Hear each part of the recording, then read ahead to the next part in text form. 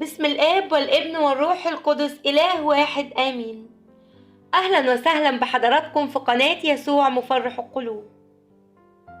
لا يخذل الله قلبا يتكل عليه، ولا يد ترتفع إليه. رسالة القديس العظيم مريمينا العجيبي. اوعى تفتكر ان ربنا نسيك، وبكرة هتتأكد وتعرف ان مفاجآت ربنا كانت تستاهل انك تصبر. ربنا هيفرحك وهيعمل حاجة تسعد قلبك، يطبطب بيها على أتعابه ويرضيك.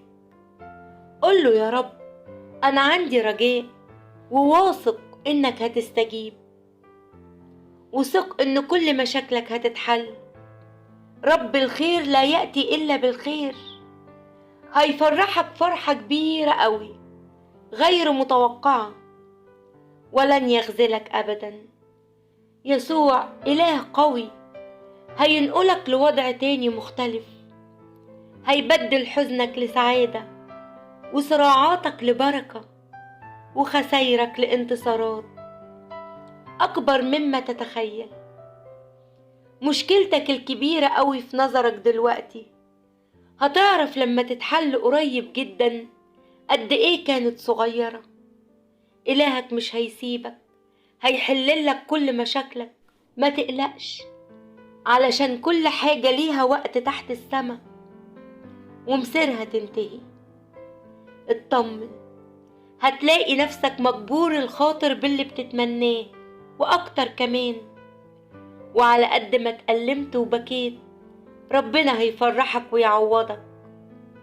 قوله يا يسوع أنا الضعيف وانت القوي، فمن فضلك امنحني القوة. أنا المريض وانت الطبيب الشافي، فمن فضلك امنحني الصحة. أنا الضائع وانت الطريق والحق والحياة، فسيرني على دربك. أنت رجاء من ليس له رجاء، ومعين من ليس له معين. اطمن وما تحسبهاش أكتر من اللازم. ربنا تدابيره أجمل بكتير قوي من أي تخطيط أو تدبير ولا يخطر على قلب بشر. حلوله مش بتخلص حتى لو بانت إنها النهاية، لكن إلهك يسوع المسيح قادر يتصرف ويفرحك. انتظر دايما كلمة ربنا، هي اللي هتنهي أي ضيقة أو مشكلة. الجأ إليه وقول له يا رب قل كلمة، ولما ربنا يقول كلمته ويرشدك قل له زي بطرس يا رب على كلمتك ألقي الشبكة. ووقتها هتشوف تعويض ربنا العظيم ليك قد إيه. فجأة هتلاقي حاجات ما كنتش تتخيل إنها ممكن تتغير، بس ربنا غيرها علشانك.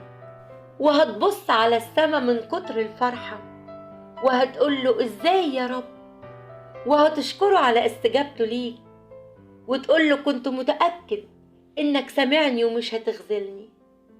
الآية بتقول وكان الرب سندي. ثق إنه هيسندك وهيخفف عنك، هيشدد قلبك ويرفعك ويعدي بيك كل صعب. هيديك فرح رغم عمق التعب، بس انت ارمي حملك عليه وسيب اللي شاغل بالك في ايده، هو له كل المجد. وزي ما تصرف في اللي فات هيتصرف المرة دي كمان ويفرحك. تأكد ان قدام كل يأس يقابلك شجع نفسك بالآية دي، الرجاء لا يخزى. اطمن، ربنا هيصلح ليك كل اللي فات ويضمن ليك كل اللي جاي. آمين. بركة وشفاعة القديس العظيم مريمينا العجيبي تكون معانا كلنا. ربنا يفرحكم ويبارك حياتكم. قناة يسوع مفرح القلوب.